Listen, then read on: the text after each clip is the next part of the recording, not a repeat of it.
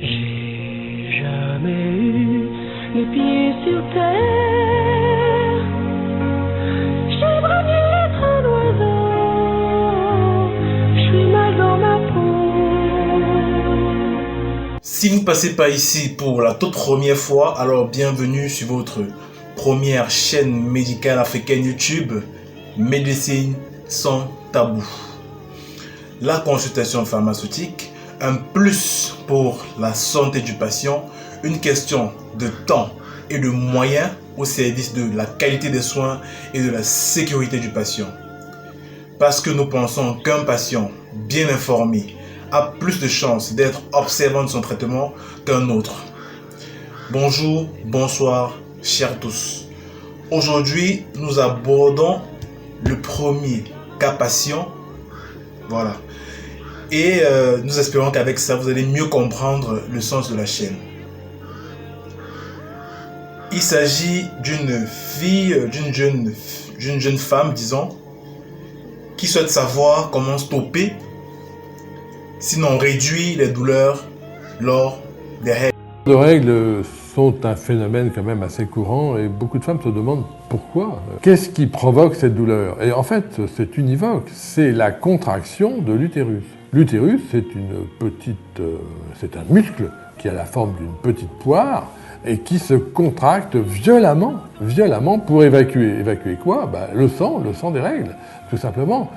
À la fin du cycle, il faut évacuer la muqueuse utérine et cette évacuation est volontariste de la part de l'utérus et il se contracte extrêmement fort et cette contraction provoque donc cette douleur. Pourquoi je crie? Pourquoi je pleure? Évaluation globale de notre candidat. Notre candidate a 22 ans et elle pèse 63 kg. Elle nous a avoué qu'elle a eu à prendre de l'ibuprofène, du diclofénac pour ses douleurs. Elle aurait remarqué après chaque prise que le soulagement de sa douleur était de courte durée, aussi que le flux des saignements était plus que la normale, c'est-à-dire plus que lorsqu'elle ne prenait rien.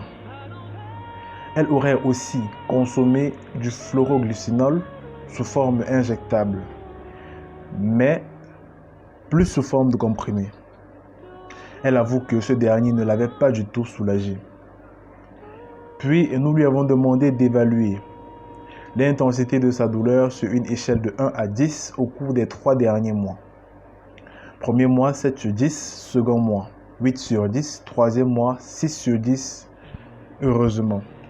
Car s'il y avait eu, une fois de plus, augmentation, nous aurions pensé à autre chose que de simples règles douloureuses. Elle aurait connu une anomalie de ses menstrues une seule fois depuis ses 11 ans, date de sa première menstrue, notamment un rapprochement de 2 menstrues sur 1 mois. Et ce n'est rien de grave car elle nous a avoué qu'elle avait eu des rapports sexuels non protégés au cours du même mois. Elle aurait donc consommé de l'ulipristal qui a le pouvoir de retarder l'ovulation pour faciliter la mort des spermatozoïdes.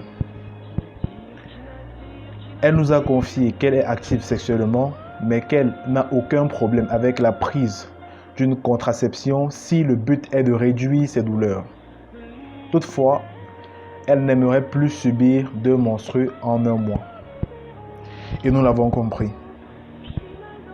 Ces douleurs sont localisées au bas-ventre et irradient vers le dos. Généralement, elle saigne durant 5 jours, pendant lesquels elle subit habituellement 3 à 4 jours de douleur. Elle dit que ses reins et son foie fonctionnent normalement. Elle n'est pas asthmatique. Elle ne souffre d'aucune maladie nécessitant la prise des médicaments autres que ceux des règles douloureuses. C'était donc là les caractéristiques du code patient 001. Cela veut dire quoi? Nous vous prions de ne pas suivre ces recommandations si vous n'avez pas des caractéristiques similaires. Nos recommandations pour le patient code 001.